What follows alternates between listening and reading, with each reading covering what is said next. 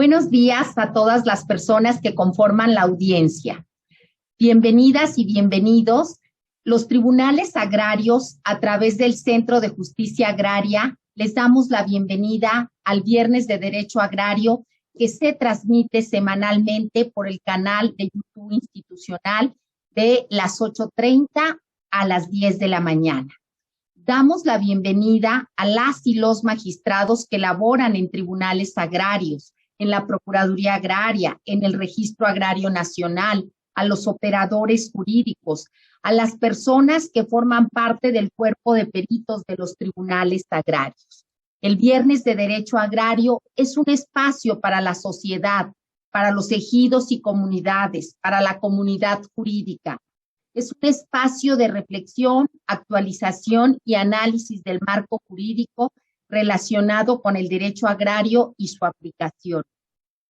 El Viernes de Derecho Agrario es un espacio que también contribuye al propósito de lograr una justicia agraria de excelencia. El día de hoy agradecemos a la Suprema Corte de Justicia de la Nación, a su presidente, el ministro Arturo Saldívar, y a la directora general de Derechos Humanos de la Suprema Corte, maestra Regina Castro, por compartir a través de su coordinadora el manual de la prueba pericial, el manual número 1 del proyecto Manuales de Actuación. A manera de contexto, señalar que en alrededor del 30% de los juicios que se substancian en tribunales agrarios se desahoga una prueba pericial al menos, principalmente en topografía y geomática, en dactiloscopía y grafoscopía, otras como la prueba ambiental, en energía eléctrica, en antropología y etnohistoria, entre otras. Por eso, hoy expresamos nuestra gratitud y reconocimiento a la coordinadora del manual que hoy está con nosotros y que es orgullosamente mexicana, originaria del estado de Nayarit, donde el 80% de su territorio es ejidal y comunal. Nuestra ponente y la coordinadora del manual de la prueba pericial es doctora en Derecho por la Universidad de Girona y maestra en Derecho por la Universidad Nacional Autónoma de México. Actualmente es profesora lectora del área de Filosofía del Derecho en la Universidad de Girona y consultora en la Universidad Oberta de Cataluña. Nos acompaña desde Girona. Sus principales líneas de investigación giran en torno a la justificación de las decisiones judiciales, fundamentalmente en todo aquello relacionado con el razonamiento probatorio, con un claro énfasis en los problemas del uso del conocimiento experto para la toma de decisión sobre los hechos. Ha participado en diversos proyectos de investigación como causalidad e imputación de responsabilidad y ciencia y proceso judicial, prueba y atribución de responsabilidad. La doctora Carmen Vázquez es autora de diversas publicaciones, entre las que destacan de la prueba científica a la prueba pericial y la prueba pericial en el razonamiento probatorio. Asimismo, el perito de confianza de los jueces, entre muchas otras. Ha realizado estancias de investigación predoctorales en el Instituto de Investigaciones Filosóficas de la UNAM, aquí en México, en la Universidad de Miami, en el Instituto Viena de Austria y estancias postdoctorales en la Northwestern University de Chicago y en la Universidad de Nottingham, en Reino Unido, con Paul Roberts. Es por ello que para los tribunales agrarios es motivo de orgullo contar hoy con su presencia, considerando que además es investigadora aliada de la Suprema Corte de Justicia de la Nación. Este día nos impartirá una conferencia que durará entre 40 y 50 minutos su primera intervención. Simultáneamente, quienes lo deseen Podrán hacer sus preguntas y aportaciones a través del chat de las redes sociales para que terminando la doctora Carmen Vázquez su primera intervención, entremos a un espacio de preguntas y respuestas a fin de tener un intercambio con una gran jurista mexicana reconocida internacionalmente, la doctora Carmen Vázquez, a quien cedemos el uso de la palabra. Adelante, doctora. Muy buenos días a todos y todas. Buenas tardes desde España. En primer lugar, mi agradecimiento por esta cordial invitación que me han hecho a participar de este viernes de Derecho Agrario, muy particularmente a la presidenta del Tribunal Superior Agrario, Maribel Concepción Méndez, y por supuesto a las personas que me acompañan el día de hoy en esta presentación. Como ya se ha adelantado, vamos a tratar o voy a intentar hacer una presentación referente a el manual de prueba pericial que acaba de salir en la Suprema Corte de Justicia.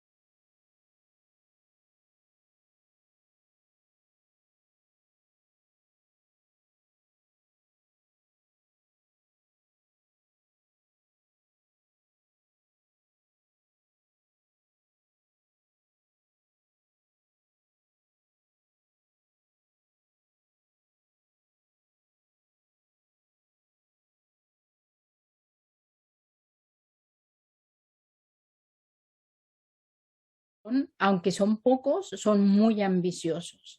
El primero es hacernos la pregunta, ¿qué es necesario aprender? Y quizás sobre todo, ¿qué necesitamos desaprender los juristas para tratar de manera más adecuada a la prueba pericial, al conocimiento experto que es necesario en muchos casos para la resolución de un proceso judicial? En este contexto de aprender y desaprender, tenemos que ser conscientes nosotros como juristas en nuestra cultura jurídica de una falta muy importante que hemos tenido en nuestra formación.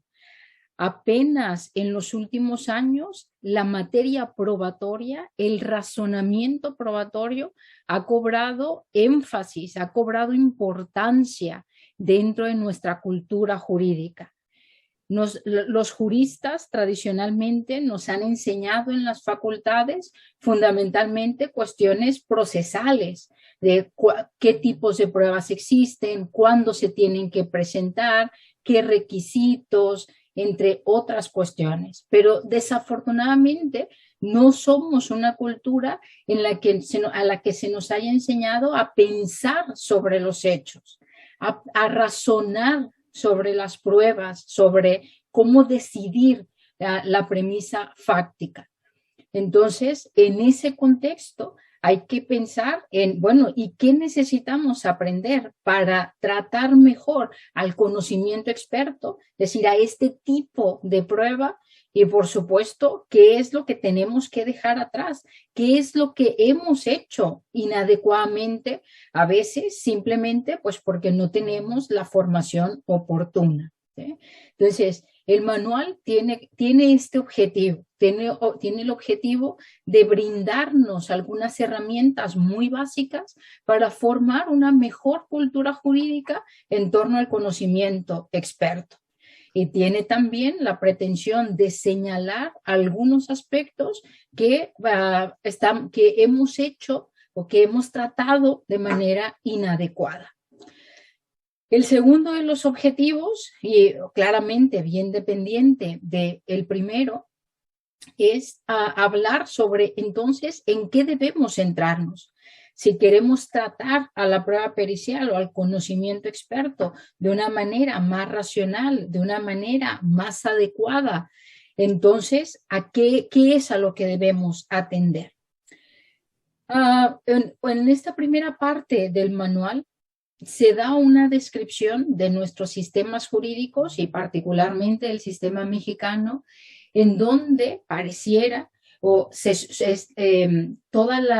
los criterios jurisprudenciales, el tratamiento doctrinal que se ha hecho, sugiere que nuestro sistema jurídico, como la mayoría de los sistemas de tradición romano-germánica, han estado bien centrados en responder a quién es el sujeto que rinde una prueba pericial.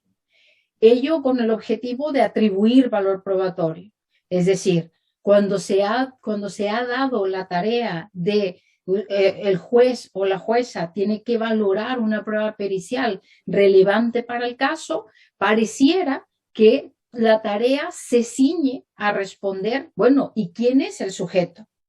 Porque si estamos frente a un genuino experto, a un experto imparcial, independiente, objetivo, entonces amerita valor probatorio. Esta parece ser la idea con la que hemos trabajado. Y entonces nos hemos centrado muchísimo en quién es el sujeto. Y de ahí criterios como, por ejemplo, o todo el tratamiento que se ha dado al perito oficial.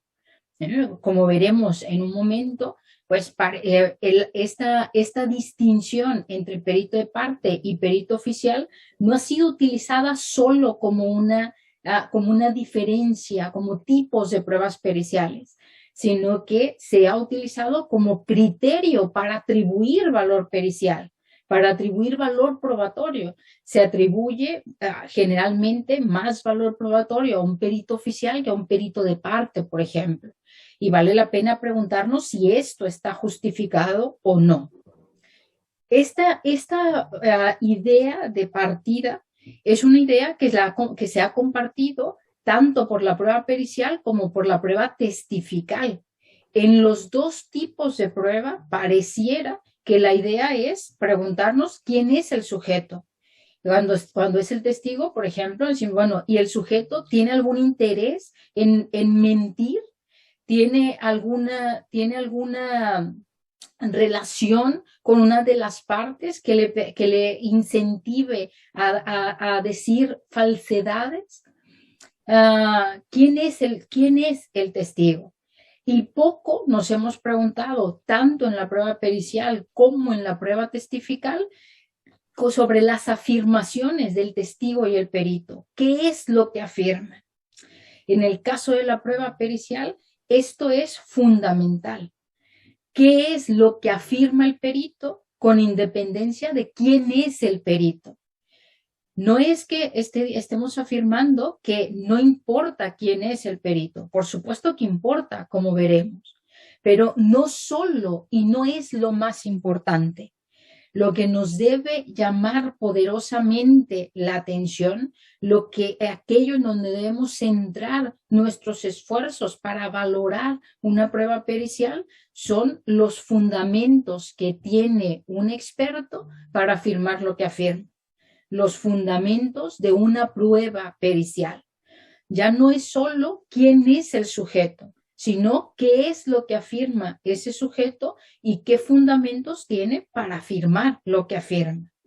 Ese es un cambio que debemos hacer como primer paso, como un paso indispensable para mejorar nuestro acercamiento a este tipo de elementos de juicio. Como veremos, si nos centramos en responder a esta pregunta, vamos, por un lado, a exigir cierta información a los expertos, ya no solo cuáles son las credenciales del perito, sino díganos cuáles son los fundamentos que tiene para afirmar lo que afirma y, por supuesto, esto nos permitirá hacer una valoración genuinamente racional sobre la prueba pericial. Cuando hablamos de los fundamentos que tiene un experto para afirmar lo que afirma, tenemos que pensar en dos partes. Tenemos que pensar en que los expertos, obviamente, como expertos, van a traer al proceso judicial conocimiento de sus áreas de expertise, conocimiento que podemos identificar como generalizaciones relevantes. El conocimiento experto, evidentemente, no nos habla de un caso concreto. El conocimiento experto son generalizaciones aplicables a tipos de casos, sean a casos de relevancia jurídico-procesal o a casos que no tienen relevancia para el ámbito procesal, pero sí para el conocimiento de una determinada área. ¿Sí? Entonces, los expertos, cuando traen su conocimiento al proceso judicial, pues nos traen generalizaciones que son relevantes para conocer el caso concreto que se tiene que resolver. Pero no solamente, la mayoría de las veces, no solo traen generalizaciones al proceso judicial, sino que las aplican al caso concreto. Hay que ver entonces que esos fundamentos que vamos a exigirle al experto sean sobre estos dos puntos, sean sobre el conocimiento experto propiamente que está utilizando para conocer del caso, pero también respecto de cómo ha aplicado ese conocimiento experto al caso concreto. Algunas veces tenemos tipos de pruebas periciales que sabemos a día de hoy que tienen una validez y fiabilidad muy grande. El ejemplo paradigmático es la prueba de ADN. La prueba de ADN se ha convertido, digámoslo así, en la mamá de los pollitos. Todos quieren ser como la prueba de ADN, porque tiene una fiabilidad muy alta, porque tienen unos métodos y unas técnicas muy sofisticados para poder realizar los análisis, los estudios que hacen. Y por lo tanto, pues también en esa medida es la ayuda que brindan al proceso judicial cuando tenemos pruebas periciales de ADN de por medio. Pensemos, por ejemplo, cómo ha cambiado radicalmente los casos en materia familiar de paternidad.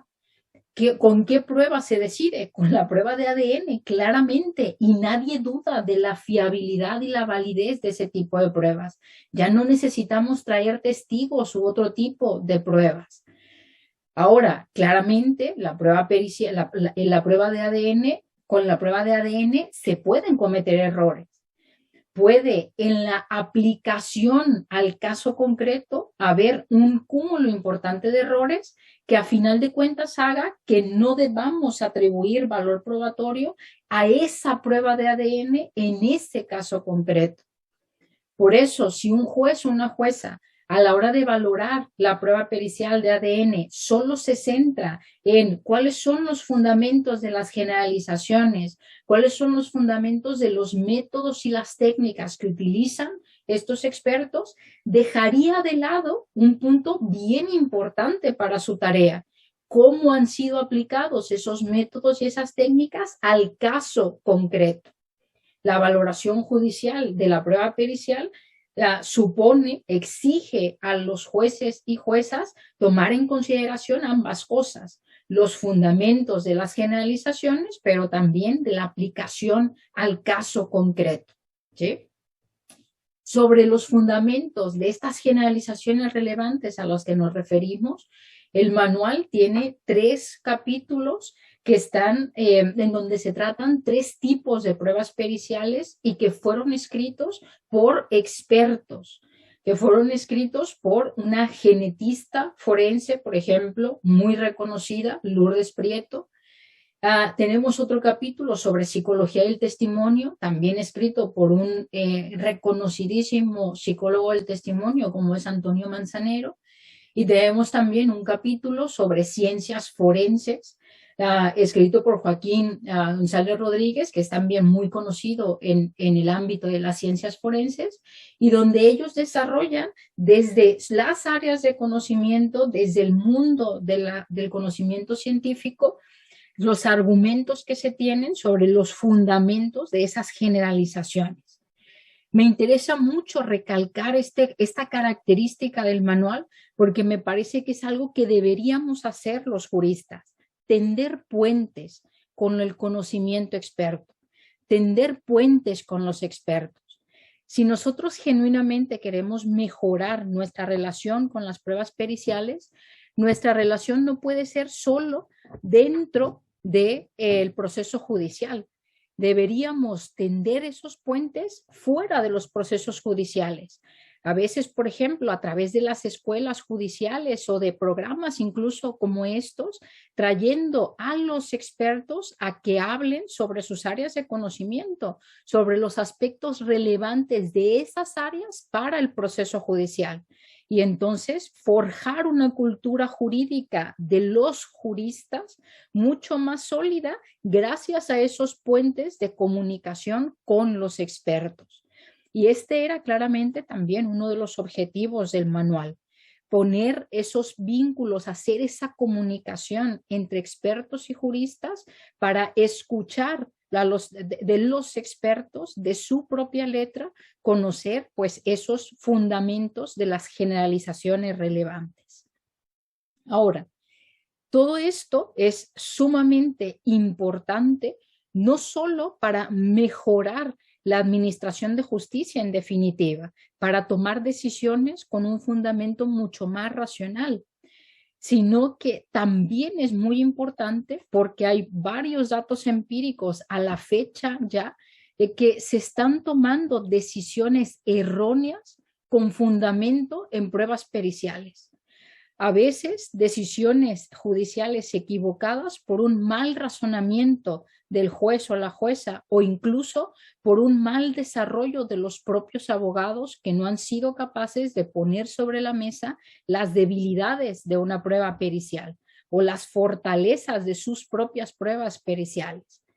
Pero otras veces porque se están utilizando en el contexto jurisdiccional, en ese contexto de toma de decisión, conocimiento, entre comillas, pongámoslo, conocimiento experto infundado.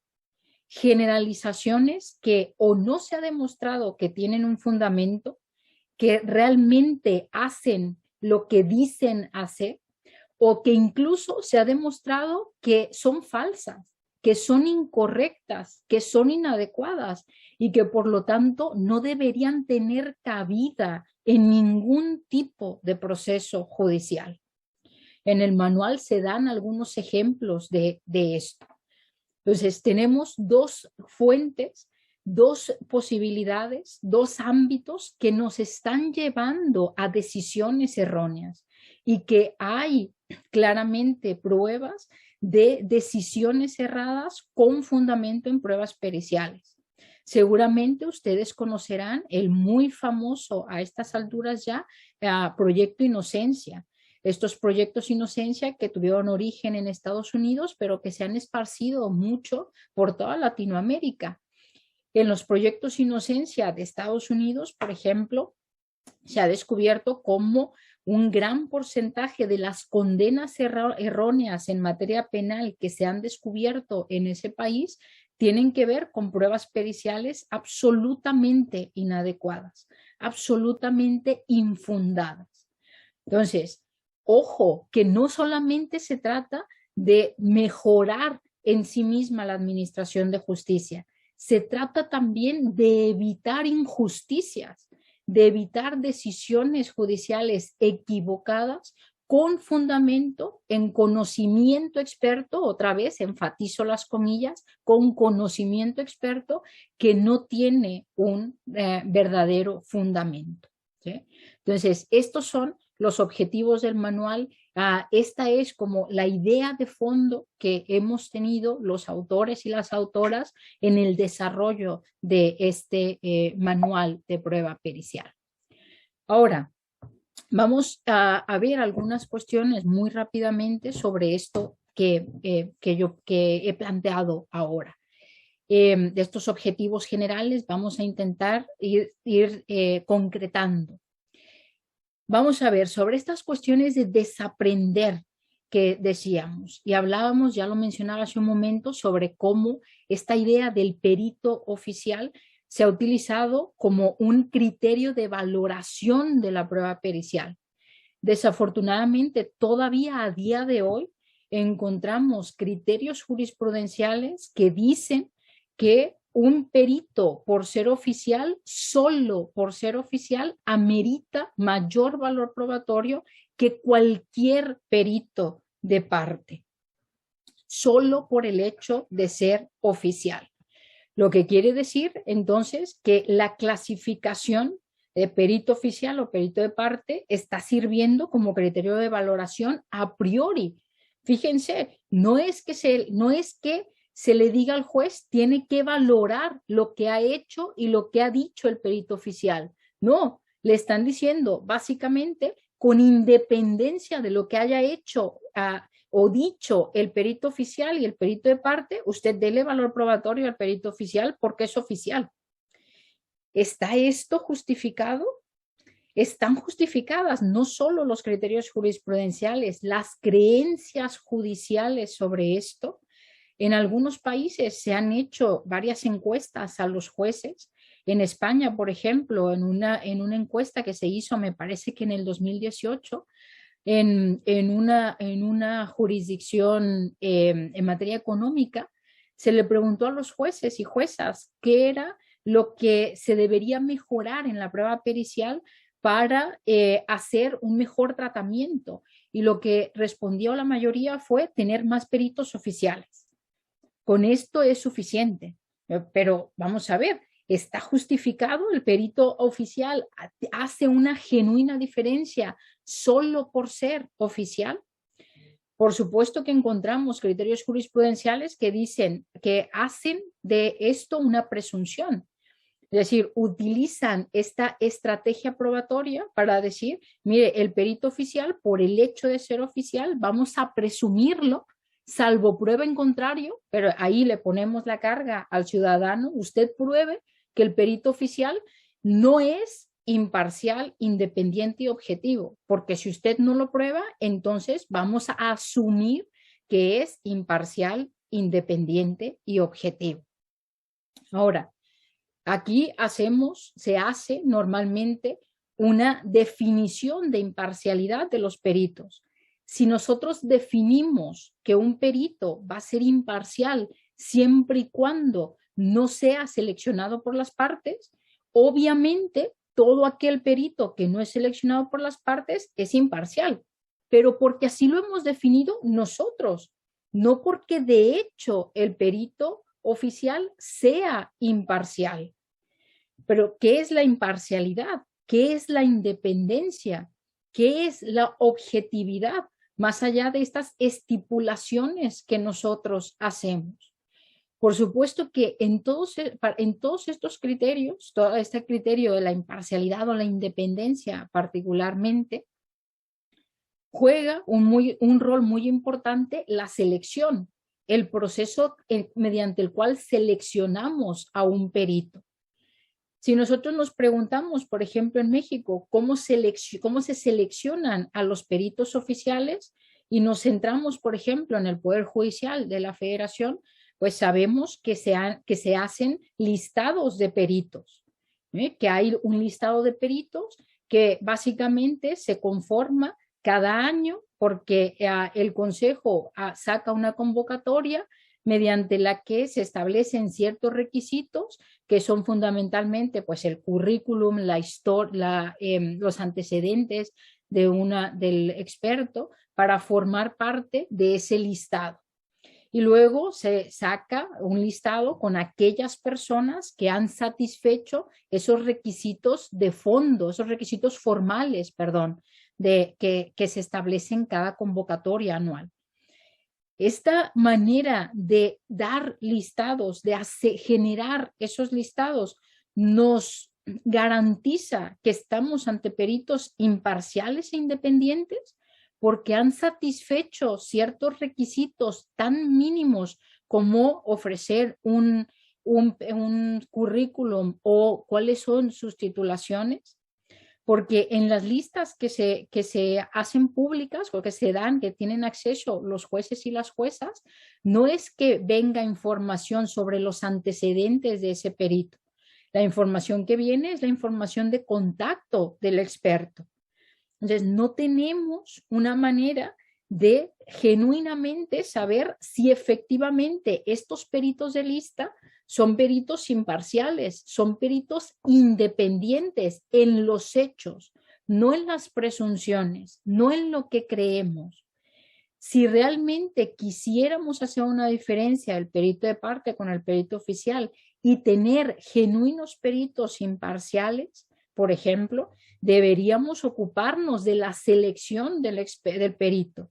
Deberíamos poner mucha más atención a con qué criterios se seleccionan a los peritos, quiénes son los peritos oficiales, qué instrumentos tienen los peritos oficiales para realizar la tarea que tienen que realizar.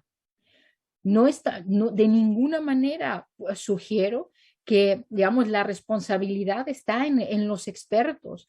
A veces tenemos expertos muy buenos dentro de una institución pericial, pero no tienen los recursos necesarios o ni siquiera el tiempo necesario para llevar a cabo de manera adecuada su función pericial. A veces porque están sobrecargadísimos de trabajo y no hacen el trabajo de la manera en la que deberían hacerlo. A veces tienen presiones de las propias instituciones a las que pertenecen y entonces no son genuinamente independientes. Por el contrario, son dependientes de la institución en la que trabajan. Entonces, tenemos que evitar a toda costa presumir imparcialidades e independencia de los peritos oficiales. Tenemos que trabajar en que nuestros peritos, los oficiales o los peritos institucionales, sean genuinamente imparciales e independientes, pero no podemos presumirlos. Y ahora en México, por ejemplo, tenemos la muy reciente sentencia de la Corte Interamericana de Derechos Humanos, en el caso Digna Ochoa, que obliga al Estado mexicano, dándole 2 años para que haga de las instituciones periciales instituciones genuinamente independientes. Con esta obligación que se le ha impuesto al Estado mexicano, la presunción de independencia de los peritos oficiales, los peritos institucionales, no tiene ningún sentido. Solo tiene sentido si trabajamos genuinamente, porque de hecho nuestros peritos institucionales, porque los peritos de lista, por ejemplo, sean independientes y puedan ser también imparciales. Hay que cuestionarnos cuán buenas son nuestras instituciones periciales, cuán independientes son. Y aquí nuevamente insisto, a veces el problema, el gran problema de la prueba pericial es de recursos económicos, no de falta de buenos expertos, de buenos peritos, sino que nuestros estados no han invertido lo suficiente para tener buenas instituciones periciales, para que dentro de las instituciones de los peritos, los expertos, tengan todo lo que necesitan para realizar adecuadamente su labor. La prueba pericial, esto tenemos que saberlo y asumirlo desde el inicio, es cara. El conocimiento experto hace de los procesos judiciales más caros, porque evidentemente hay que pagar al experto y evidentemente no solo es caro económicamente, también cognitivamente para los jueces, las juezas y los abogados, los fiscales, los defensores, etcétera. ¿Por qué? Porque nosotros somos legos en ese conocimiento experto y si queremos cuestionarlo adecuadamente, necesitamos esforzarnos un poco más quizá, porque no somos expertos en esa materia y entonces tenemos que buscar la información necesaria para poder cuestionar adecuadamente, valorar adecuadamente este tipo de pruebas periciales. Es caro, por supuesto, y por supuesto que al Estado se le exigiría o le deberíamos exigir, o ahora al menos la Corte Interamericana en parte le está exigiendo eso, que invierta más en las instituciones periciales. Pero no debemos obviar que la ignorancia también es muy cara. Es decir, dejar de invertir en conocimiento experto tiene también consecuencias bien importantes. Acabamos de decir antes, se han descubierto condenas cerradas, por ejemplo, en materia penal, lo que quiere decir que hay personas que han pasado muchos años de su vida encerradas en una cárcel injustamente. Y eso en materia penal, pero evidentemente en otras jurisdicciones pues también se toman decisiones inadecuadas, a veces por falta de conocimiento experto. Entonces, es cara, pero también es muy caro no invertir en ella. Uno de los elementos fundamentales en este contexto del perito oficial, pues es precisamente esa inversión en tener genuinos peritos institucionales independientes, imparciales. No podemos presumir que lo son, no podemos creer simplemente que lo son. Se tiene que mostrar que los peritos institucionales y los peritos oficiales son imparciales, son independientes. Ahora, una vez dicho esto, aun cuando imaginémonos en el mejor de los mundos posibles, en el que tenemos buenísimas instituciones periciales, peritos con unas buenas credenciales, una gran titulación, muchos años de experiencia, etcétera, etcétera. Todavía esto es insuficiente, hemos dicho, porque necesitamos que esos expertos nos brinden información a quienes tienen que tomar la decisión. Porque en nuestro sistema jurídico, al menos en el mexicano o en la mayoría de los sistemas jurídicos, al menos de los que más cercanos a nuestra cultura jurídica, no es que los legisladores hayan permitido que decida el perito. No es que el juez puede deferir en el experto la toma de decisión. ¿Quién tiene que decidir? El juez o la jueza. Si es él o ella la que tiene que decidir, entonces tienen que tener la información necesaria sobre los fundamentos de los que hemos hablado para poder tomar una decisión racional. Los peritos deben informar sobre sus fundamentos. ¿Cuál es la situación que hemos encontrado, por ejemplo, cuando realizábamos este manual?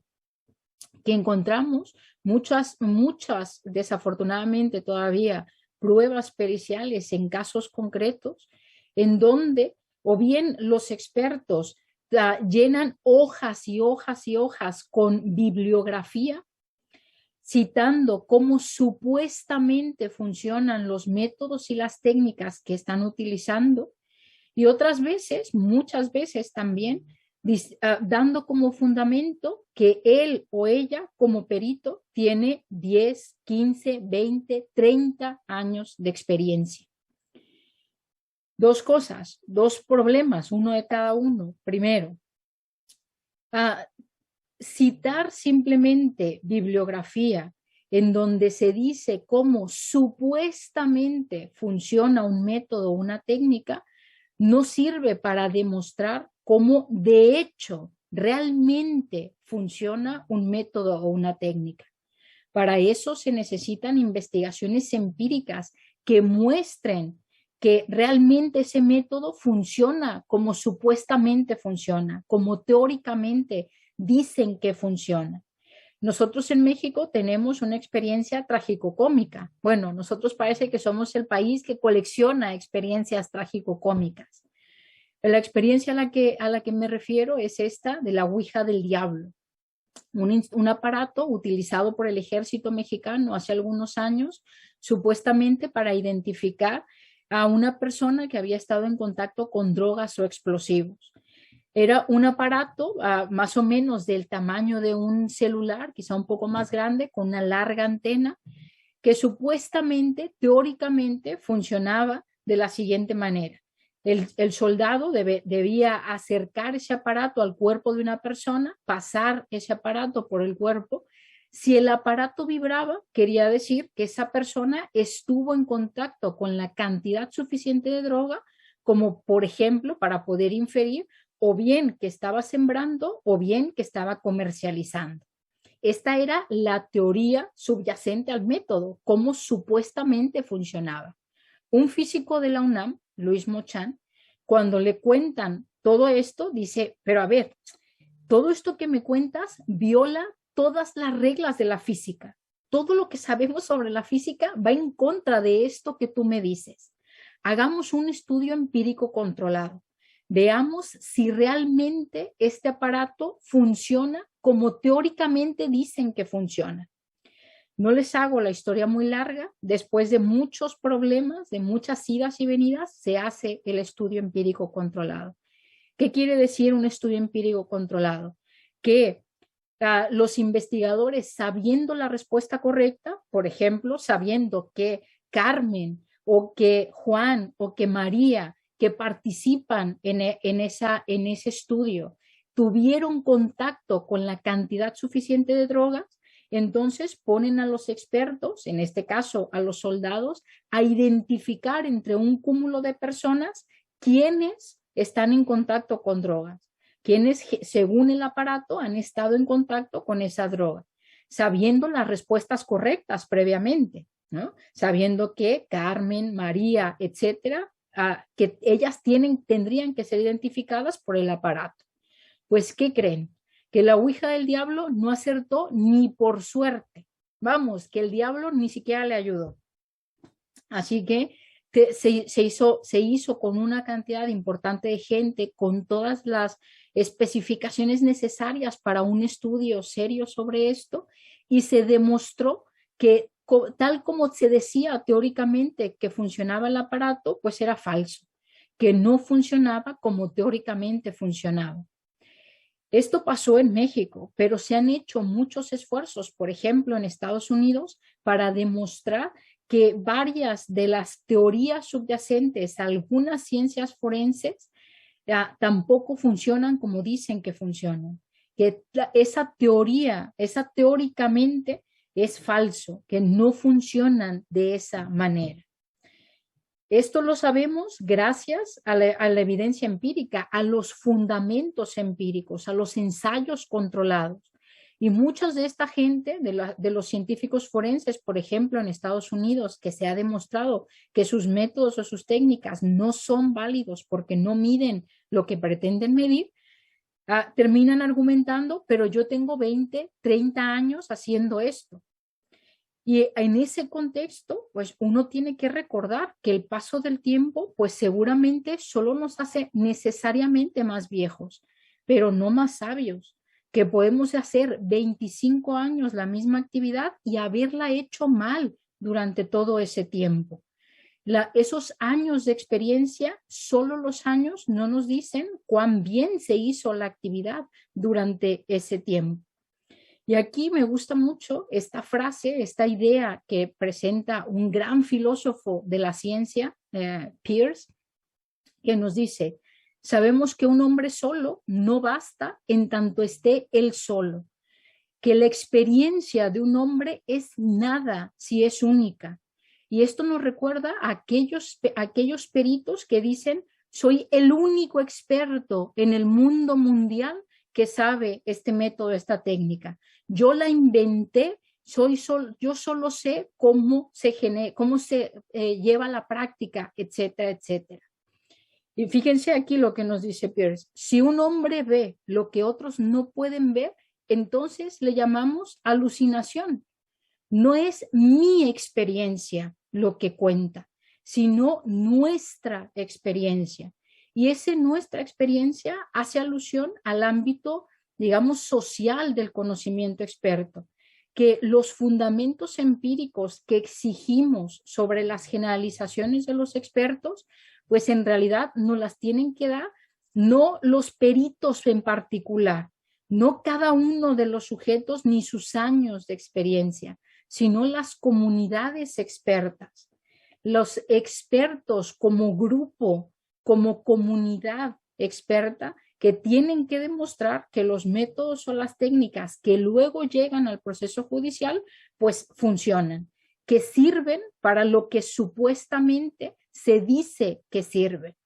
Por eso esa práctica de citar un gran cúmulo de bibliografía que solo habla sobre cómo teóricamente funciona un método, una técnica, pues no es suficiente, porque se tiene que demostrar empíricamente que ese método es válido, que mide lo que pretende medir, que no es una ouija del diablo más, que mide lo que pretende medir y también cuán bien lo mide, cuán fiable es ese método o esa técnica.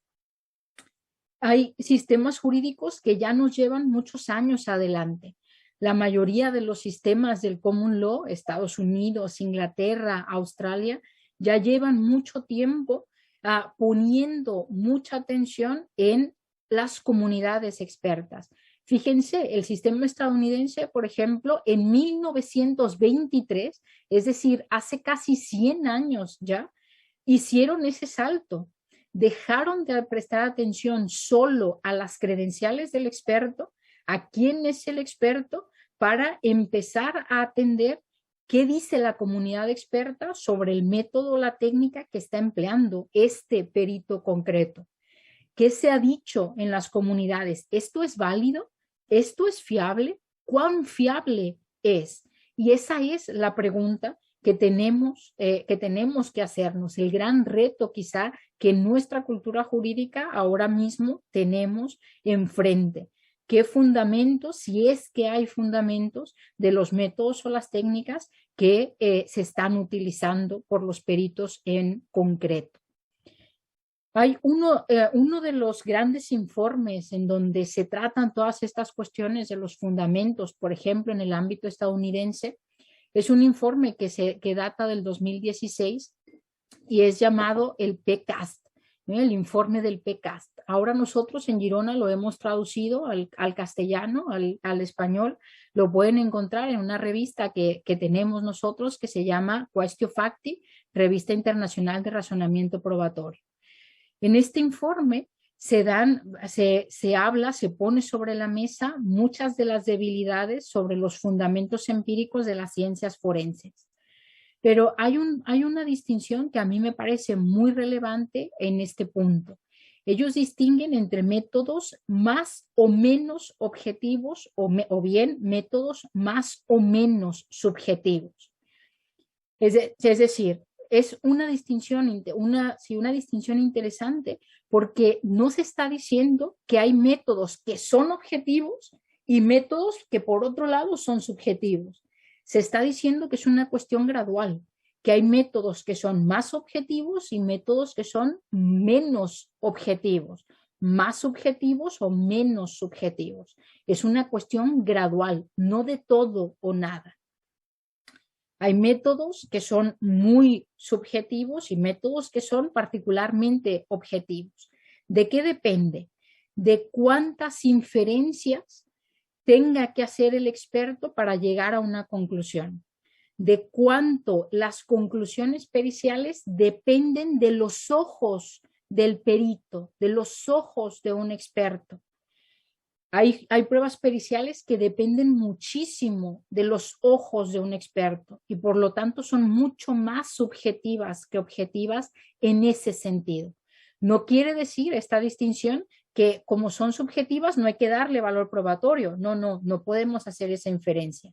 Esta distinción nos sirve simplemente para saber, hay que prestar atención en qué. Los métodos más objetivos, por ejemplo, claramente la prueba de ADN, que sí exige razonamiento del experto, sí exige inferencias del perito, pero pocas, no tantas como, por ejemplo, exigen algunas pruebas antropológicas.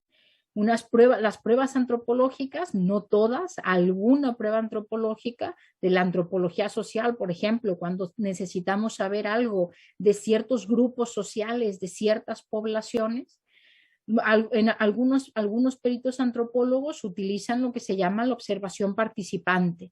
Este método de observación participante que exige que el perito, que el experto, se adentre en el contexto social que tiene que analizar durante un tiempo suficiente para poder llegar a conclusiones sobre ese grupo social. Claro, este método es ampliamente subjetivo, porque ¿qué es lo que el sujeto observa? ¿A qué conclusiones llega a partir de la observación, de sus observaciones? Todo depende de sus ojos, depende ampliamente de ese perito, de ese experto. Entonces, cuando nosotros tenemos que un método, por ejemplo, como puede ser la observación participante, tiene fundamentos empíricos de los que hablábamos, está fundado. Claro, cuando después nos tenemos que preguntar cómo ha sido aplicado al caso concreto.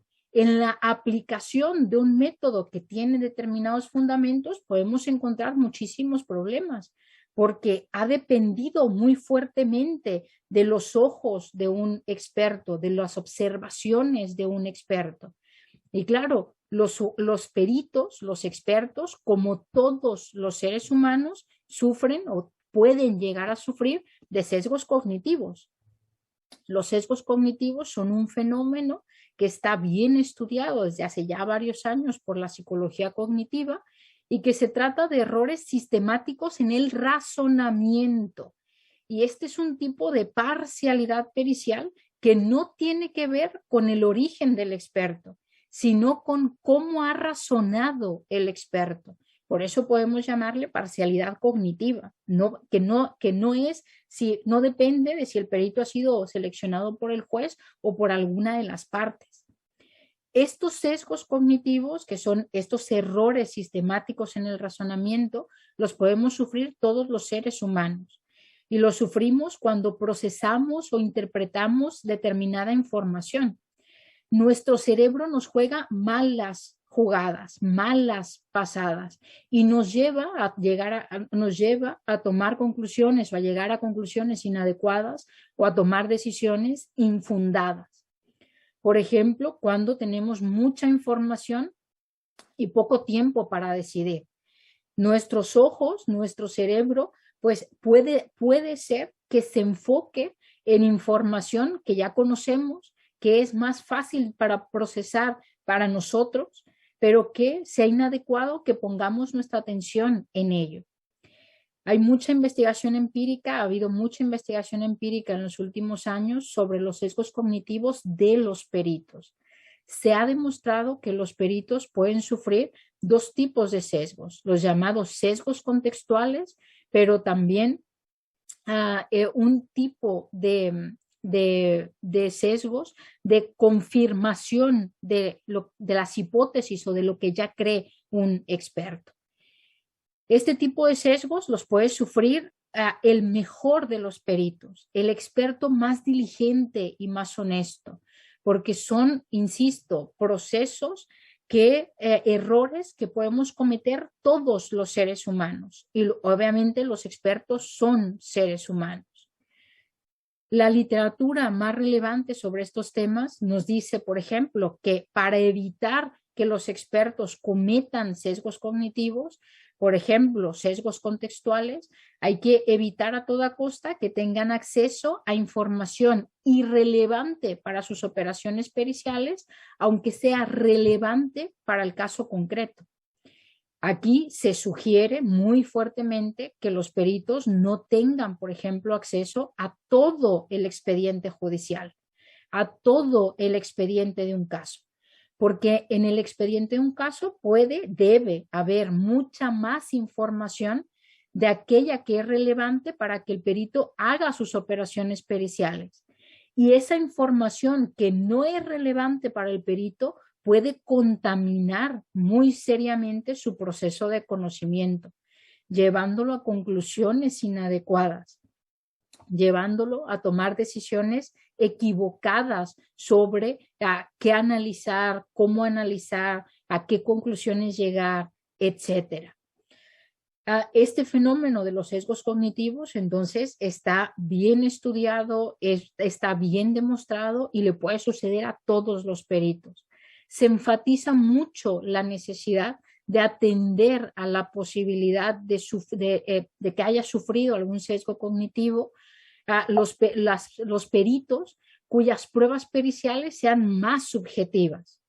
¿Por qué? Porque evidentemente hay muchísimo más espacio para el razonamiento de ese perito, donde se puede llegar a equivocar en todos los pasos que tiene que dar para llegar a determinadas conclusiones. De ahí la importancia de atender a esta diferencia de pruebas periciales más subjetivas o más objetivas. Insisto, No se trata simplemente de decir, pues como es subjetiva, no le voy a dar valor probatorio. No, la prueba podría meritar mucho valor probatorio o todo el valor probatorio. Simplemente hay que estar alertas a esos pasos del razonamiento pericial para saber si ha habido algún error, si ha habido alguna contaminación por parte del experto. Como el tiempo se está agotando ya, desafortunadamente, voy muy rápido sobre este último punto que me interesa enfatizar. Aquí, para tratar todo esto a lo que nos hemos referido, necesitamos otro paso indispensable. Y otro paso que también en nuestros sistemas jurídicos y por supuesto en México está muy débil: el contenido de los informes periciales. Necesitamos informes que informen, y encontramos en la práctica muchas veces informes que no informan, informes periciales que solo nos hablan sobre las conclusiones o sobre un cúmulo de literatura citada, pero no desarrollan, no nos brindan cuál ha sido su razonamiento, qué información sobre el caso han utilizado, cómo llegan a determinada conclusión, cuáles son los métodos que están utilizando y los fundamentos de esos métodos. Si nosotros tenemos en la práctica informes periciales que no informan, no podemos exigir a los jueces y juezas que valoren racionalmente la prueba pericial, porque obviamente y hasta afortunadamente, si quieren, no podemos entrar en la mente de los expertos. No sabemos cómo llegaron a esas conclusiones, y quien tiene que decidir son los jueces y las juezas. Y si no sé cómo han llegado a esas conclusiones, ¿cómo se me puede exigir que decida racionalmente sobre una prueba pericial? Es imposible. Pero hay otra consecuencia bien importante de tener informes que no informan. De ninguna manera puedo respetar el derecho de defensa. De ninguna manera puedo decir en mi sistema jurídico que una parte tiene el derecho de defensa y se lo hemos respetado si la parte no puede defenderse ante un informe pericial porque no tiene la información necesaria para ello, porque tampoco las partes y sus abogados pueden conocer cómo razonó el perito si el perito no lo informa, si el perito no lo dice clara, explícita, detalladamente en su informe pericial.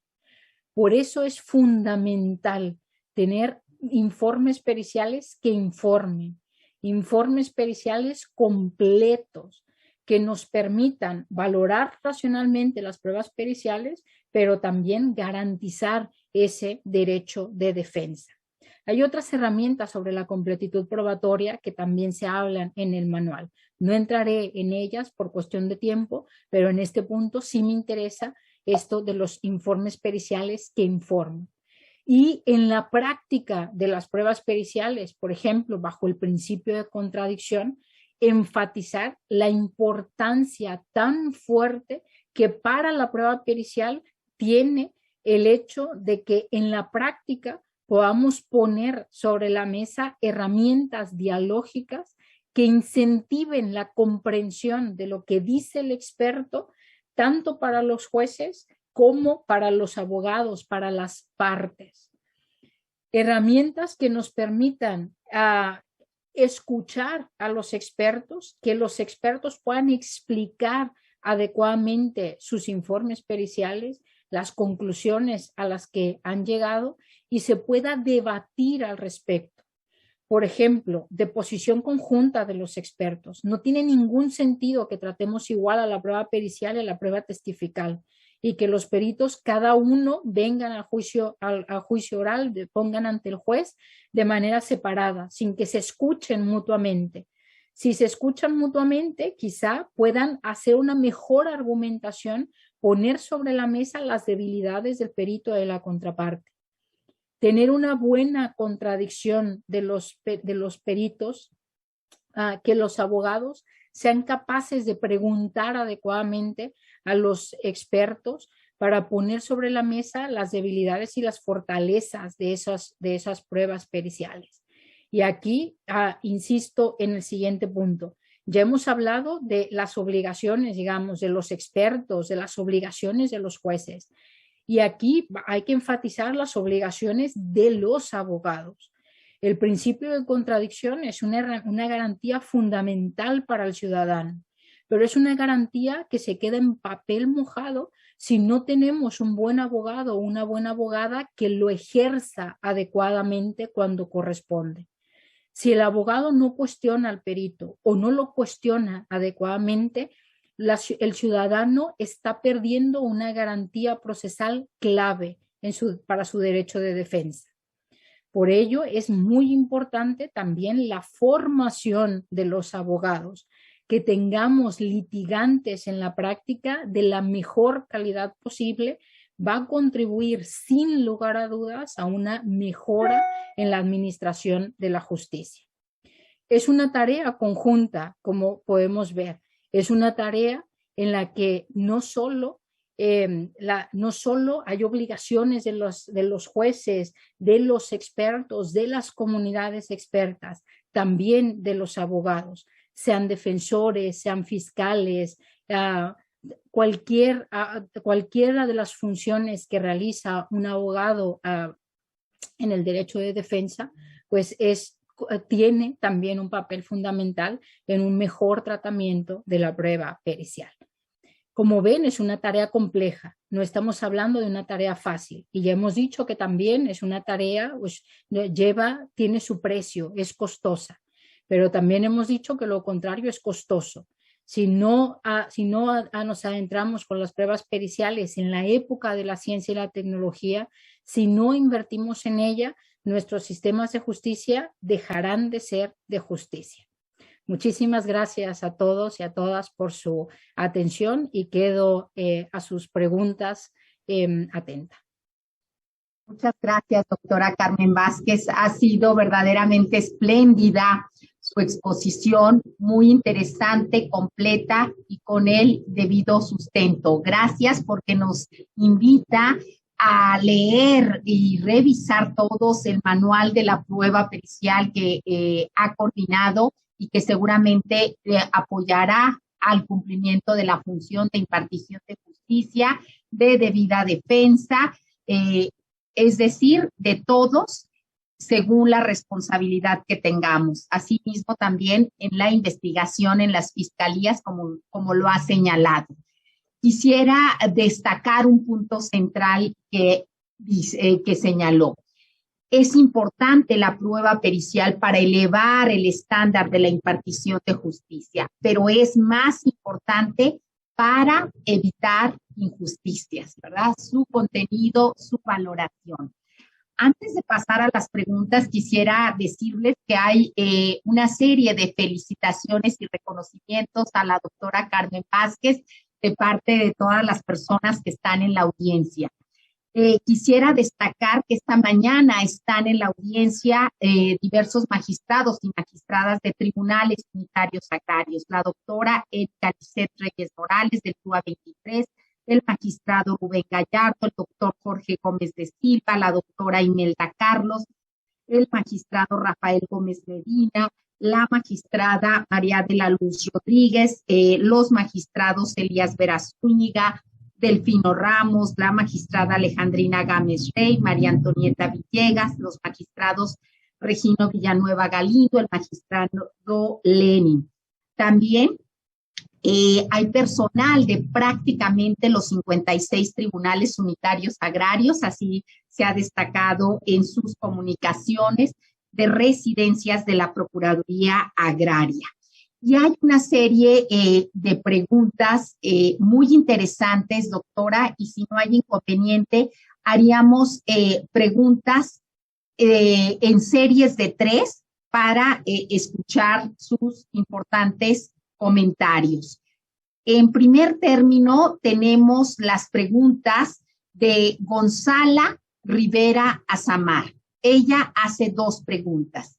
La primera de ellas se refiere: ¿por qué la indebida integración de la prueba pericial da lugar a la reposición de un procedimiento si solo es auxiliar?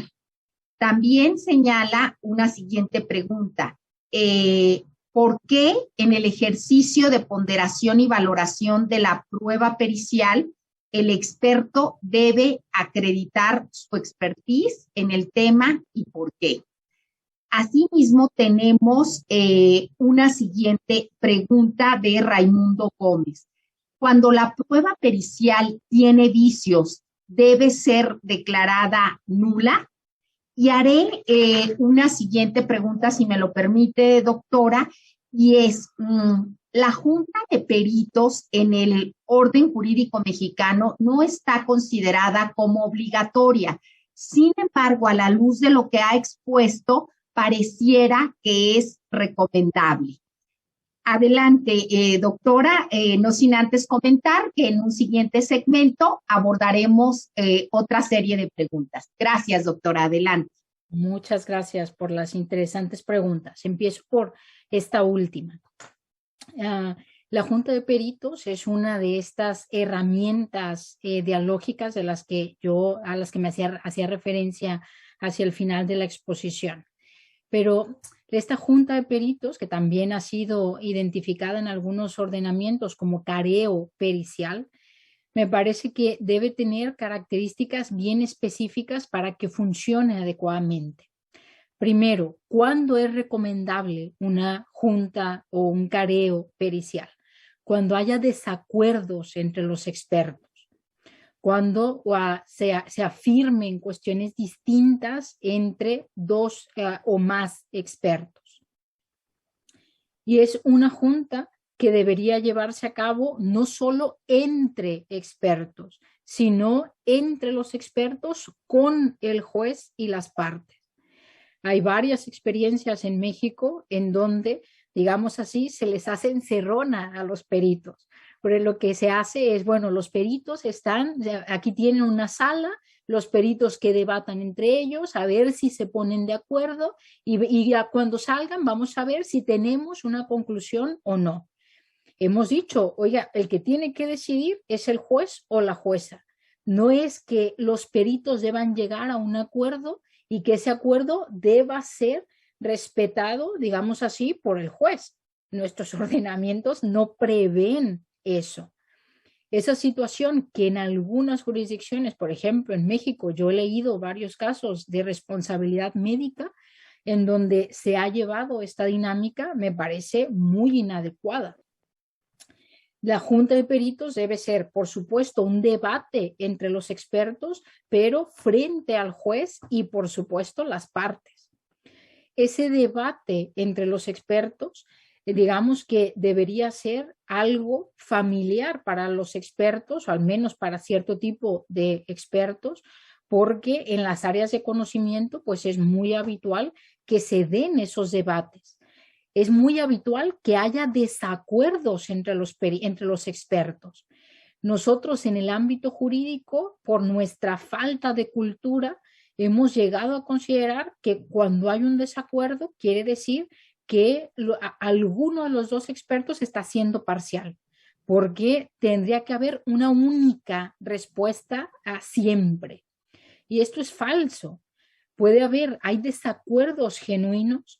Por ejemplo, el tema de la pandemia lo hemos vivido todos en vivo y en directo, cómo esos desacuerdos entre los diversos expertos se han ido sucediendo, han ido cambiando de teorías, han ido cambiando de explicaciones del comportamiento del virus, etc. Esas diferencias, esos desacuerdos son muy habituales fuera del proceso judicial, en el funcionamiento ordinario del conocimiento experto. No podemos pretender que cuando estamos en el contexto procesal no haya esos desacuerdos. No, al contrario, es lo normal que haya esos desacuerdos. Y cuando se dan esos desacuerdos, pues hay que debatir. ¿Qué ha hecho un sistema jurídico como el mexicano? Aunque no solo, por ejemplo, incentivar el perito tercero en discordia. ¿Y qué significa esto? Pues básicamente que huimos del desacuerdo. que viene un tercero y dice, bueno, ¿cuál de los dos tiene razón? En el sistema español, por ejemplo, hay criterios jurisprudenciales que le dicen al juez, dele la razón a la mayoría. Si dos peritos dicen que el cielo es naranja, pues el cielo es naranja. Y usted no haga caso al único perito que dice que eso es falso, que el cielo es medio blanco, medio azul. Es absurdo un criterio como ese de mayorías, ¿no?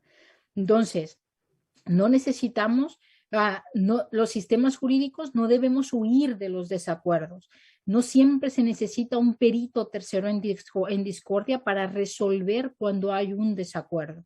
La junta pericial se ha demostrado en sistemas como el inglés o el australiano la gran importancia que tiene bien llevada a cabo para identificar los fundamentos de un desacuerdo y saber quién tiene razón cuando hay ese desacuerdo. En el sistema australiano, por ejemplo, desde hace muchos años se tiene la práctica de que los peritos, cuando desacuerdan, sean llamados a una junta pericial, pero tienen que hacer previamente un informe breve, conjunto, en donde le dicen al juez o a la jueza en qué acuerdan, en qué desacuerdan y cuál es el fundamento de ese desacuerdo. El juez, con ese informe en las manos, en la junta pericial, en el debate entre los expertos, tiene mayores posibilidades, uno, de tener las riendas del debate y dos, de comprender qué es exactamente lo que se está debatiendo.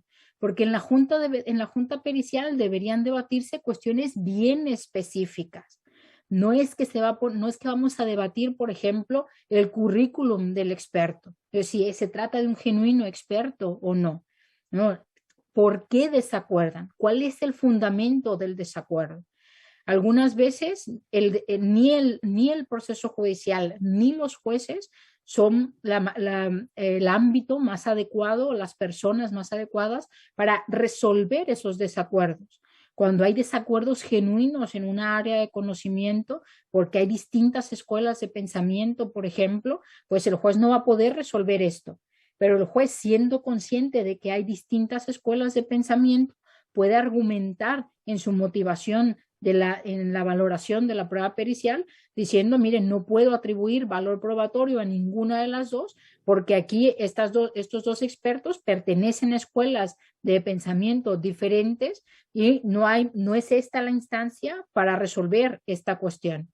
Y entonces, por ejemplo, utilizar la carga de la prueba para resolver el caso y no la prueba pericial, porque no se puede resolver en ese contexto con una prueba pericial. ¿Sí? Entonces, son importantes las juntas periciales en este contexto, pero bien llevadas a cabo, no de cualquier manera estas juntas. ¿Por qué necesitamos acreditar la expertise?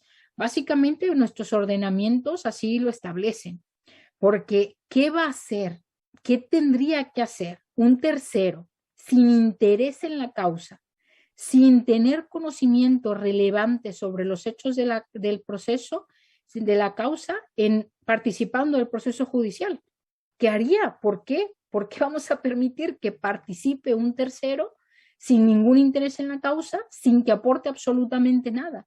Porque si no tiene el conocimiento necesario, no va a aportar nada al proceso judicial.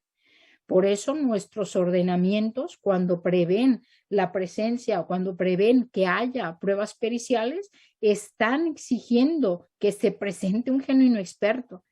Ahí nos exige que valoremos que ese sujeto tiene la titulación adecuada para suponer o para atribuirle determinada expertise, ¿ya? A través de las titulaciones, por ejemplo. En alguno de mis trabajos que se mencionó, por ejemplo, en este trabajo sobre lo que yo llamo el perito de confianza de los jueces, desarrollo algunos argumentos en los que planteo que podemos obtener mucha más información sobre si un perito es un genuino experto, no solo conociendo cuál es su titulación, sino cuál es nuestra experiencia con ese perito cuando ha fungido como perito. Un ejemplo quizá ayude a aclarar esto. La Defensoría Pública chilena tiene un listado de peritos para sus defensores. Cuando los defensores necesitan una prueba pericial, pueden acudir a este listado para seleccionar al experto. Pero resulta que lo que ellos han hecho es que cuando cada defensor termina el proceso judicial con ese perito, con la participación de ese perito, el defensor tiene que llenar una suerte de encuesta sustantiva evaluando al perito. Si el perito hizo un adecuado informe pericial, si lo defendió adecuadamente, si fue capaz de comunicar adecuadamente su conocimiento experto a el juez, la jueza, los abogados, etcétera. De esta manera se va recopilando información de los propios juristas, de los jueces, incluso se podría tener de los abogados, para saber si alguien que presentándose con la titulación adecuada es un genuino experto o no. Porque ser experto y tener título no es lo mismo. Tú puedes, y nosotros lo vemos, por ejemplo, en el ámbito del derecho, ¿no? A veces nos preguntamos cómo esta persona pudo haber pasado la carrera de derecho y tener la titulación si no sabe nada de derecho, ¿no? Hay una diferencia importante entre ser experto y tener una titulación. Entonces, quizá podríamos obtener mucha más información si compiláramos esa experiencia que vamos teniendo con los peritos que participan en los procesos judiciales y no se deja simplemente, digamos, a las titulaciones toda la información sobre si es o no es un genuino experto. Entonces, por eso es que necesitamos saber que un sujeto que va a participar en el proceso judicial es experto para que pueda participar como perito. Si no, no tiene que hacer nada en el proceso judicial. Y podemos pensar en diferentes maneras de acreditar la expertise. Sobre las dos preguntas que tienen que ver sobre reposición del procedimiento, sobre nulidad. Esto en realidad depende mucho del sistema jurídico de referencia. No es una respuesta que yo pueda dar sin atender al sistema jurídico concreto, porque son los sistemas los que prevén cuando un proceso judicial tiene que reponerse o bajo qué determinados vicios llevan a una nulidad. Lo único que puedo decir al respecto es que en aquellos casos en donde la prueba pericial es determinante para la resolución de un caso y estamos ante vicios de la prueba pericial, como hablábamos hace un momento, imaginemos un informe pericial absolutamente incompleto, que no permite una genuina valoración racional de la prueba, que tampoco permite el derecho de defensa, pues me parece claramente que la nulidad, la reposición del procedimiento, etcétera, pues estaría bien justificada dada la determinancia de la prueba pericial. Que por cierto, hay cada vez más procesos judiciales en donde la prueba pericial es determinante. Y ahí otra vez el énfasis en la importancia del tema. Gracias, doctora. Muy interesantes sus respuestas. Decirle que siguen llegando reconocimientos a su gran conocimiento sobre el tema. Y hay una serie de preguntas. Si no tiene inconveniente, pasamos a las siguientes. Las dividiré en dos apartados, una sobre la prueba pericial y otra sobre los criterios de selección de peritos. La primera dice la siguiente: ¿cómo dar celeridad a la integración de la prueba pericial? ¿Qué hacer cuando la parte contraria no designa perito? ¿Cuál es su opinión? ¿Hay que designar en rebeldía o hay que designar como perito común al perito oficial? ¿Cómo reducir los incentivos para dar ampliación de plazos para rendir el dictamen? Hay una adicional sobre el desahogo de la prueba pericial que hace la magistrada María de la Luz Rodríguez, la felicita por su valiosa exposición. Dice, en materia de grafoscopía o dactiloscopía es uno de los problemas mayores en la justicia agraria. Por la temporalidad de los documentos, base de la comparación con la firma dudosa, ¿cuál sería su opinión respecto a el largo tiempo entre el documento indubitable y el dubitable. Y adicionalmente, Socorro Cano, perito de los tribunales agrarios, le consulta si en los siguientes capítulos del manual de prueba pericial se abordan lo relativo a la prueba en grafoscopía, dactiloscopía y documentoscopía. Y una siguiente pregunta es, ¿qué pasa cuando el cuestionario de las partes es erróneo? Y una solo sobre criterios de selección de peritos, que la hace Javier Flores y consulta cuáles son los elementos desde su punto de vista para evaluar la objetividad y la ética de los peritos y las peritos. Adelante, doctora. Decirle que si no tiene usted inconvenientes, son las 9:50, si nos pudiera regalar 5 minutos después de las 10.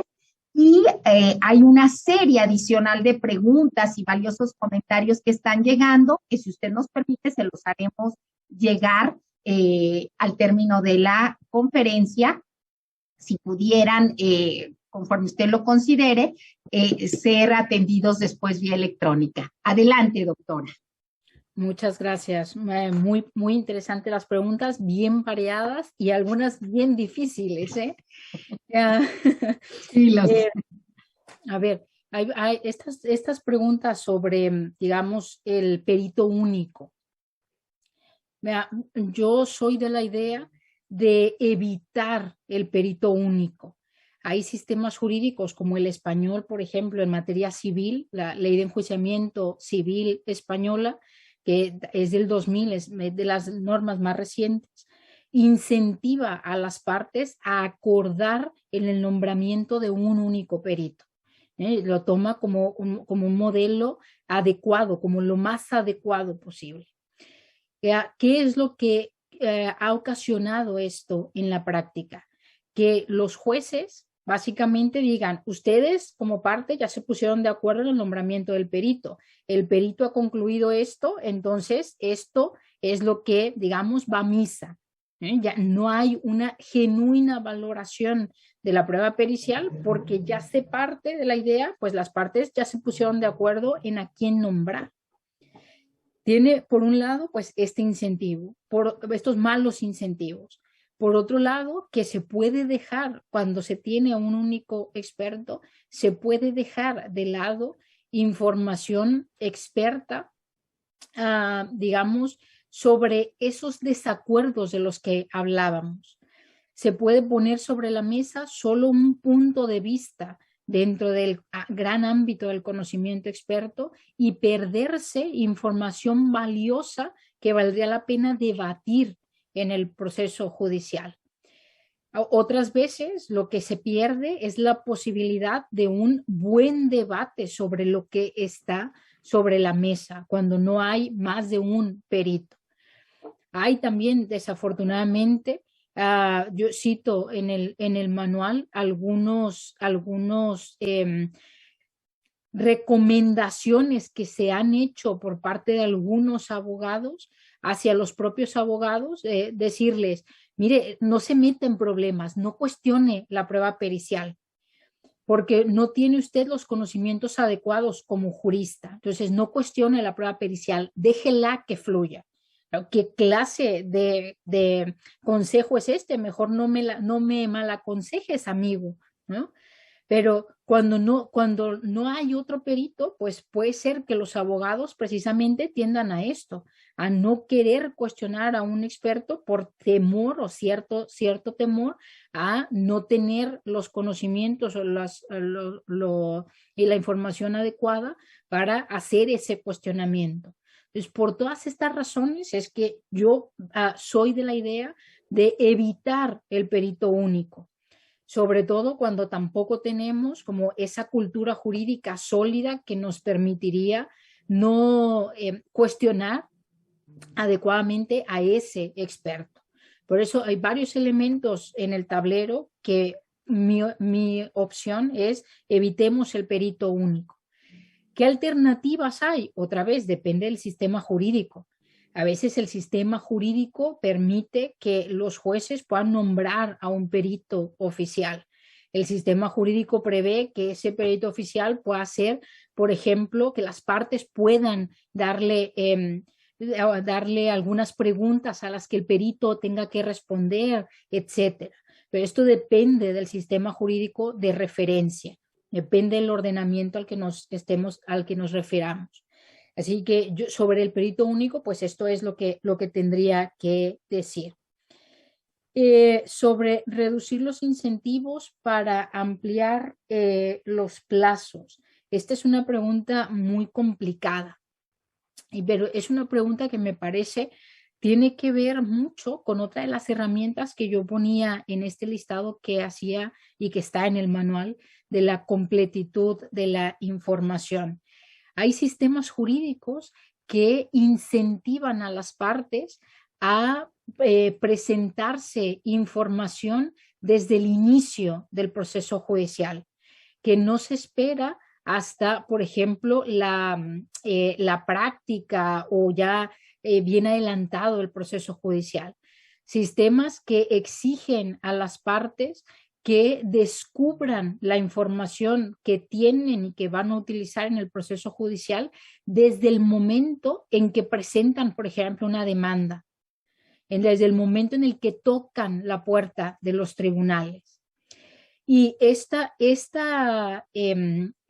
diseño normativo me parece muy adecuado porque nos ahorra muchas cosas. Primero, porque las partes tienen esa información desde un primer momento para poder construir su caso, para poder decidir, es más, si ese caso va a tribunales o lo pueden resolver fuera de tribunales, si es el caso, ¿no? si es dispositivo la cuestión.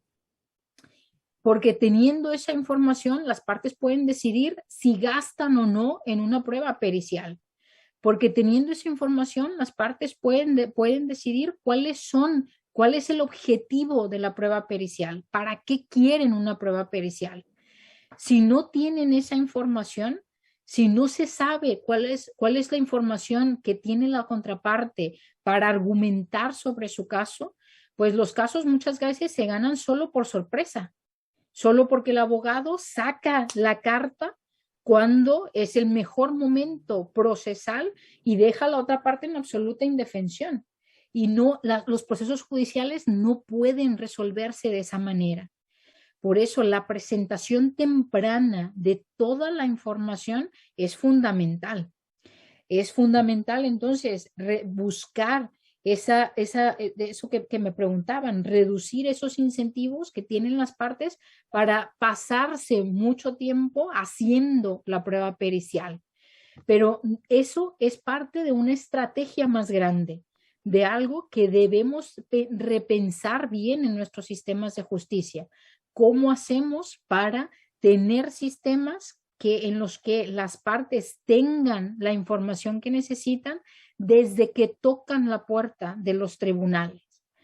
En sistemas, por ejemplo, como el inglés en materia civil, se han establecido lo que ellos llaman pre-action protocols, que son unos protocolos para los abogados antes de tocar la puerta de los juzgados de cualquier tribunal, en donde se les dice al abogado cuáles son las mejores prácticas para que puedan compartirse mutuamente la información y que ambos puedan comprender adecuadamente el caso que quiere presentar la contraparte y qué información tiene la contraparte para presentar su caso. Si nosotros estamos preocupados por la eficacia de nuestros sistemas de justicia, ese es el camino, esa es la manera. Esto también es una muy buena forma de limitar el ejercicio de la abogacía, porque muchas veces la saturación de los juzgados tiene que ver con los incentivos que tienen los abogados para interponer cuantos recursos puedan, para ampliar los plazos todo lo que puedan. Entonces, esta pregunta es muy relevante en la práctica, imagino, para ustedes, pero es una pregunta que pende que depende de esa concepción más general, de esa manera prevista por el sistema jurídico para que las partes tengan acceso a la información relevante que necesitan para ejercer su derecho de defensa, ¿no? Entonces, esto también me lleva a decir otra cosa que no he dicho en la exposición, pero fíjense que hay problemas que son propiamente de la prueba pericial y hay otros problemas que sufre la prueba pericial, pero que depende de previsiones más amplias sobre cómo es el proceso judicial, cómo es el sistema jurídico en el que tiene lugar la prueba pericial, ¿no? Después, sobre la dactiloscopía, este manual no trata sobre dactiloscopía. Hay en uno de los informes también estadounidenses en los que se trata los fundamentos de los expertos. Es un informe del 2009 o 2008, me parece. Ahora les diré el nombre. Pero en este informe sí se habla sobre dactiloscopía y sucedió una cosa bien curiosa, porque en este informe que lo hizo el National Research Council, este sí lo encuentran en inglés muy fácil, se llama Strengthening Forensic Science in the United States, fortaleciendo la ciencia forense en los Estados Unidos. Este primer informe del 2009 cuestionó ampliamente a la prueba dactiloscópica, los fundamentos de la prueba dactiloscópica. Puso muchas dudas sobre el funcionamiento de la prueba, precisamente por la información que se tiene para hacer la comparación, por ejemplo, entre dos huellas dactilares. Porque si lo que se compara son solo dos huellas, entonces los resultados son muy limitados y la fiabilidad de ese resultado pues es muy baja. Lo que se ha buscado en Estados Unidos es masificar la comparación, es decir, cuando se encuentra una huella, que se compare con un gran número de huellas dactilares. ¿A qué ha llevado todo esto? Básicamente, digamos, a la computarización de este tipo de pruebas, porque lo que se ha hecho es aumentar el patrón de huellas dactilares disponible para hacer la comparación, pero ahora se hace a través de programas informáticos.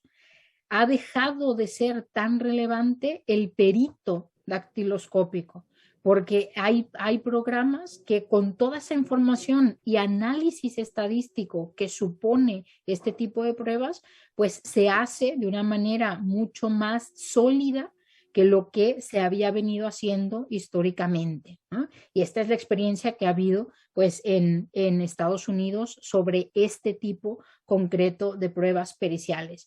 Curiosamente, a partir de este informe, este tipo de prueba en Estados Unidos, no quiere decir que sea así en otras partes, en Estados Unidos se ha hecho más objetiva a costa de restar mucha importancia al sujeto, al perito, ¿no? Convirtiéndola básicamente fuertemente en una prueba pericial de naturaleza, digamos, informática. ¿Qué pasa cuando el cuestionario de las partes es erróneo? Otra vez, ahí depende del sistema jurídico las consecuencias que esto tenga. Si el sistema jurídico prevé la posibilidad de que los jueces y las juezas puedan enmendar ese cuestionario, pues sería formidable, sobre todo en aquellos casos en donde estamos todavía en sistemas escritos y donde no hay una audiencia oral en el que pueda ser el propio perito incluso el que diga, mire, esto es inadecuado lo que han preguntado, no puedo responder a esto, etcétera. Fíjense que hay un dato bien curioso sobre este tema. Otra vez en Estados Unidos, que se han hecho muchas investigaciones empíricas ahí. En una encuesta muy grande que se hizo a peritos de primer nivel, donde una de las preguntas que se les planteaba era díganos cuáles son las mayores dificultades que ustedes encuentran en su trato, en su vinculación con los tribunales. ¿Y qué dijeron la mayoría? Los juristas no saben preguntar. Los juristas acuden a nosotros, a los expertos, sin saber para qué nos quieren. ¿Qué es en qué les podemos ayudar? Imagínense el problema que tenemos si no sabemos ni siquiera qué queremos del experto, por qué es relevante para traerlo a un proceso judicial, qué tiene que responder en su informe pericial, con sus operaciones periciales. Pues empezamos todo con el pie izquierdo. Tenemos un serio problema ahí. Entonces, hay que prever, también hay que buscar maneras de interacción quizá con los propios expertos ya desde el momento de la formulación del cuestionario. Saber cuáles son, a veces el caso puede ser tan complejo que determinar cuáles son las preguntas que se tiene que hacer a un experto, cuáles son el cuestionario, etcétera, supone ya tener a un experto. Supone que el experto nos pueda asesorar sobre esto. A veces esas preguntas que se tienen que hacer no dependen solo de cuán buena imaginación puedo llegar a tener, ¿no? Y otras veces sí, otras veces el problema es que no sabemos qué preguntar porque tenemos una mala cultura sobre la prueba pericial y nos parece que como todo se ciñe a quién es el perito, hay que destruir al perito y sus credenciales para que no le den valor probatorio, cuando deberíamos enfocarnos en los fundamentos del experto, ¿sí? Pues estas. Gracias. Doctora, comentarle que hay diversas preguntas en relación a la integración y desahogo y valoración de la prueba y en los criterios de selección de peritos, que sin duda se los haremos llegar.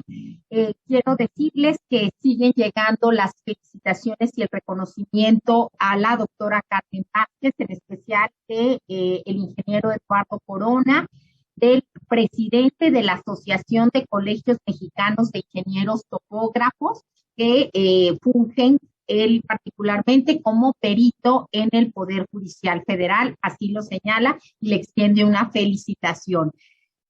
Decirles también que están más del 60% de magistradas y magistrados de tribunales unitarios agrarios y nos están solicitando gestionar ante usted, doctora, una siguiente conferencia, conforme su agenda lo permita, por la importancia, y ya lo dijo usted, la determinancia de la prueba pericial, particularmente en la justicia agraria, donde todos compartimos el propósito que las sentencias que se emitan sean justas, de forma rápida y en un proceso eficaz.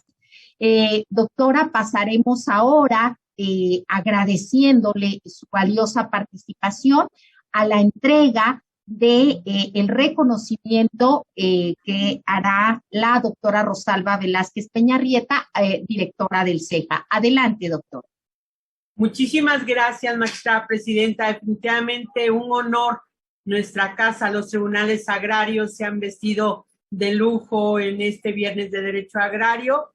Tema de verdad relevante. Esperemos que de verdad nos pueda brindar este espacio para continuar con el tema. Pues sin más, yo quiero hacer entrega del reconocimiento que le está dando el Tribunal Superior Agrario a través del Centro de Estudios de Justicia Agraria y Capacitación, doctor Sergio García Ramírez, otorga el reconocimiento a la doctora Carmen Vázquez Rojas por investigadora aliada de la Suprema Corte de Justicia de la Nación, catedrática de la Universidad de Girona, España, y miembro de la Cátedra de Cultura Jurídica, en mérito a su destacada participación en la difusión del manual de prueba pericial, lo cual contribuyó a la mejora continua de las y los servidores públicos de los tribunales agrarios, impartida vía remota el 22 de abril de 2022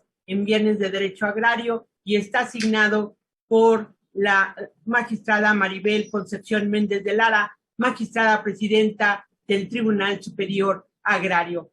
Doctora Carmen, de verdad, muchísimas gracias por este espacio que nos da a los tribunales agrarios. Sin duda, relevante tema y sin duda, excelente participación, brillante participación, doctora. Muchísimas gracias. Muchísimas gracias a ustedes nuevamente por su invitación y por todas las atenciones y todos los comentarios, también para todo el público que nos ha acompañado por sus interesantes preguntas. Les invito a descargar y leer el manual. No solo estos capítulos que he presentado, evidentemente encontrarán también información bien nutrida sobre diferentes aspectos en los siguientes capítulos. Muchas gracias a todas las personas que participaron, cerca de 300 personas en nuestras redes sociales de los tribunales agrarios. Decirles que la presente conferencia estará disponible en el canal de YouTube de los tribunales agrarios. Doctora, muchas gracias por hacer posible esta conferencia y por la generosidad de transmitirnos su conocimiento. Gracias a todos por su tiempo y valiosa participación. Despedimos así esta sesión de Viernes de Derecho Agrario. Gracias a todas y todos. Muchas gracias.